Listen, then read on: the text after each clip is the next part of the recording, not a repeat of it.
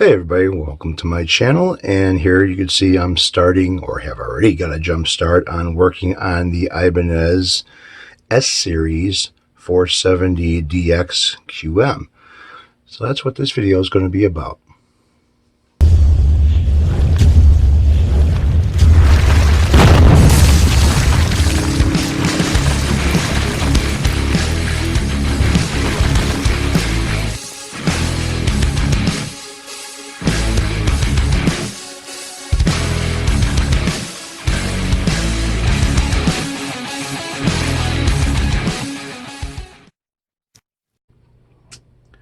Alright, so I hope everyone's doing well out there, and as you can see I got a pretty good jump start on tearing this thing apart. All I got left is the electronics, and that's about it. So I started working on the neck a little bit, and I'm kind of waiting for a tool so I can do my level job on this thing. I'm not going to do it until I get that tool, and I'll explain what that tool is later. So far I've basically went over this thing, and everything seems to be good about the body. It's not in bad shape at all, just other than dirty. Now, if anyone's ever says that these guitars are heavy, there's something wrong with them, because these guitars are very, very light. That's why they are so thin as they are. They're light guitars. Also, the neck, too. These are not thick necks. These are supposed to be fast-playing necks, and they're nice and comfortable. The two of the guitars that I had that basically had the same style neck on them, I also have a couple other ones here that have basically the same style neck. These are quick playing and fast necks. Now, one of the things that you want to go over, if you end up getting one of these guitars that you want to have it correct, you want to have all the parts that originally came for this guitar back on this guitar. If you ever find that you see that the pickup rings are plastic, or kind of like a Les Paul style pickup ring, where you have one that is shorter and one that is taller, those are incorrect for this guitar. You want to replace them. There's a reason why these are so thin. The action on these guitars, you can get them pretty low, and you're able to play this without having the pickups getting in the way and stuff, so you can lower your bridge down and still have clearance between the pickup and the string by adjusting the pickup up and down. When you have a pickup ring that is taller, you're going to sink that pickup down into the body of the guitar pretty much. Now, also, they're metal, and this is a extra pair set that I have, and they're in good shape. They're not bad. I was able to clean the corrosion off. The only problem is it took off some of the plating that turned this into a Cosmo black. Now it's basically turning into kind of a chrome. So I have two sets of these, one in chrome and one in Cosmo black, which will go on this. So if I ever get another one of these guitars and it's chrome instead of the Cosmo black, I'll have another set. The knobs on this I'm not going to replace. They're in very good shape, so I don't have to worry about those. The tremolo on this thing, I end up going over and checking out the bearings, making sure that there was nothing that was worn out. This does have the blocks inside of here to lock the strings down. When you take them out, they're a little bit of a pain to get out and a little bit of a pain to get in, because they have a hook on the bottom of them. So I checked those out, and those are actually pretty good. One of the things about these guitars is I love their tremolo system. Okay, this is like a really, really good idea to have a hinge system in there to where it floats instead of having a blade. I like that. The one problem with this is, though, is those bearings wear out, or the sleeve can wear out, and if you have wiggle, either your bearing is worn out or this hole is worn out. And another thing about these guitars too, you can get the bearing, okay? That's not a big deal. You can order that online. They're kind of pressed inside of here. The post itself is pinched, so the post is not supposed to come out, but you can get the bearings off. They're pressed down, but you can get them off. One of the things about these hinges is between the mounting post and the hinge itself, the hole that the mounting post goes into. Now, these nuts are not supposed to be torqued down. Okay, you're not supposed to lock this thing in place. You're supposed to tighten it up to where you can kind of move it by hand, so you can adjust the action height on the guitar. There is also a spring washer inside there. and that you keep, don't lose that. But if you can take and hold the hinge and hold the mounting screw and wiggle that and feel play inside of, where between the shank and the hinge itself, one of the two are worn out. And that's either from turning it a lot or just, use or whatever. They got to be replaced because they'll change and it'll mess up as far as keeping, it won't stay in tune. You'll have problems with tuning with this. The strings are going to pull this thing forward, and as you're pulling backwards, it's going to change on here. Because I do have a set here. These holes are worn. And how do I know? Because where's my post set? Well, I got them bagged up there. I got the post bagged up. I'm not going to open up the bag. But that's part of the reason why these are not on anybody's guitar. And also the bearing has a little bit of a wiggle inside of it. These things are shot. So it was nice that I had picked up a new one for the other guitar that I ended up fixing for Nathan. What else? Oh, on the bridge itself. These bridges come with their own tool for setting the intonation. It's basically mounted right here. Some people would think that looks like a plug. It's not a plug.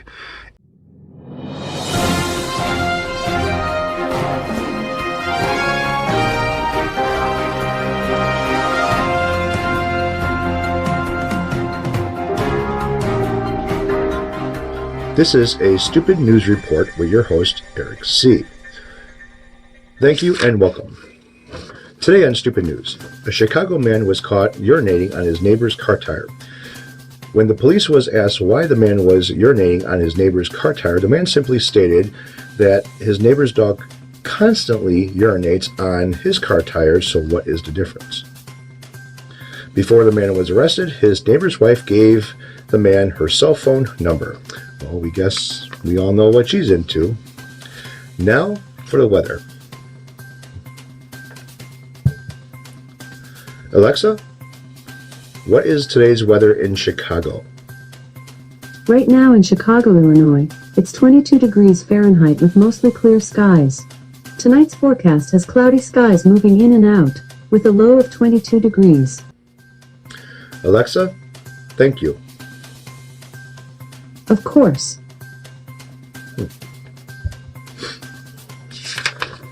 In other stupid news,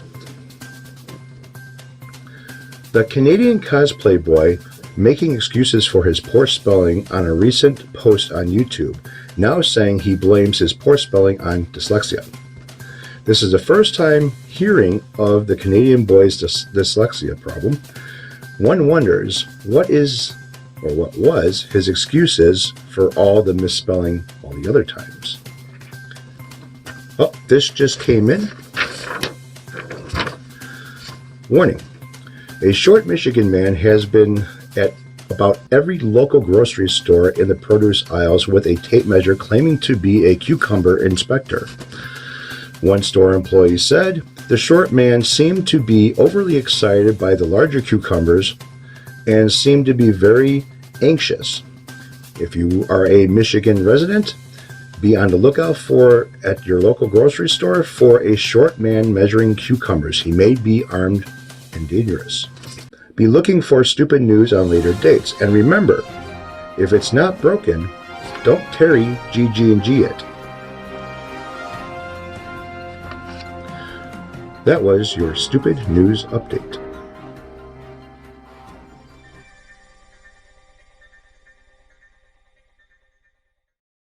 And they are kind of, sometimes they are real tight. There is an O-ring inside there, a little rubber O-ring that keeps these things snugged up to the base plate so they don't come loose with vibration and stuff, and you end up losing them.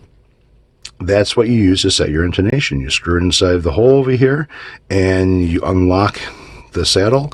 This was not going to shoot forward when you do so, and you just twist it to pull it back and unscrew it to make it go forward. Pretty simple, beautiful design. I wish they kept up with that as far as their tremolo. I have the Floyd Rose tool for adjusting the intonation, and I also have for the Edge 2 and the Edge 3, I think that's what they are, it says on that, all the edges, Ibanez Edge tremolos, I bought the tool for that. It's just changing the screw that's in the screw that goes through it. You just change it to one step to another step for the type of tremolo that you have. I've got that as well. That works out pretty good. It's not too bad. It's a lot easier than trying to hold the saddle while you're tightening it up and loosening it. Now for the neck. Once I get the electronics out of this thing, this is going to be put off to the side. I'm going to focus on this neck. Now I already tried polishing out the headstock on this thing. It was pretty dirty, and I found a couple of scratches on it. Actually, more than a couple, but they're not really deep. So I'm going to take a water and alcohol mix and 1500 grit sandpaper and block sand the headstock so it's nice and flat, and get rid of those scratches. I don't want to go with an 800 or 600 grit sandpaper. It might be a little bit too aggressive, not really knowing how much clear is on here. 1500 should work good. Then drop it, or not drop it, but go up to a 2000 and a 3000. I should be able to polish that by hand with no problem.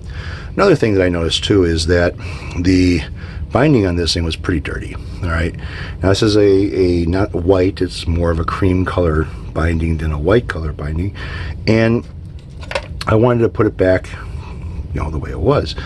Rubbing compounds would not clean it. It was a little bit too much into the plastic of the binding. Razor blade, just like if you were to clean the binding on a Les Paul before clear coating it, the same thing. Kind of use your two fingers as a guide, pinch just a little bit of the blade, just enough to where it covers the whole binding and doesn't dig into the wood, and kind of just run it down.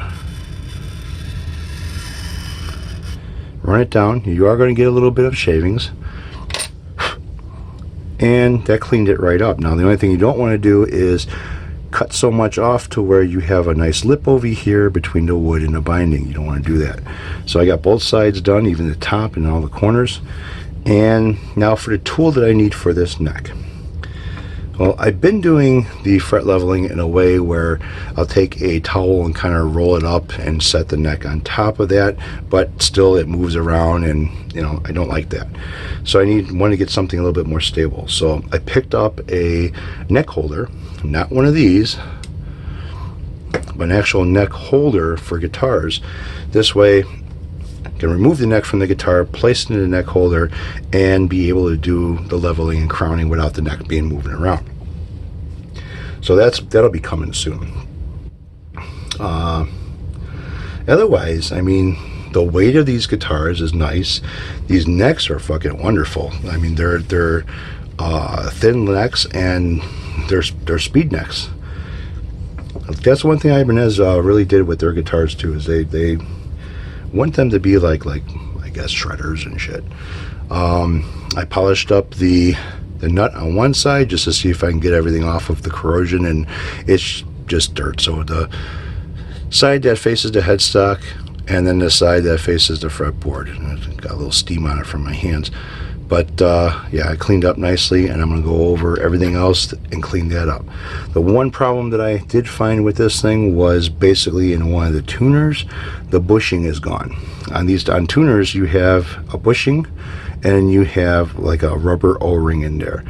Without the bushing, see how that spins? You need the bushing in there. So that way when you tighten up the screw on the back of it, it adds resistance, and then it'll make it to where you can't spin it. Another thing is too, without that bushing, there's a little bit of play now inside of the post over here. I can move this post in and out a little bit. So I can make that bushing. That's not a big deal. I have some ABS plastic upstairs. So yeah, that's about it. That's the update. At the end of this video, I'm going to post a photo of the manual for Ibanez on these tremolos. So if anybody else has one of these and needs a little bit of help as far as setting it up or knowing what parts are what on the tremolo, it'll be there for them. So you guys take it easy, have a good one. This is kind of the update on this guitar for now, and I really won't be working on this thing until all my parts come in. Again, I have the tremolo bar coming in, I got the rings coming in for the pickups, and I have a tool for the neck to hold the neck in place. And after that, I'll be getting to work on this thing like crazy. So you guys take it easy, have a good one, and I'll catch all of you later. Remember, there's going to be a photo at the end of this.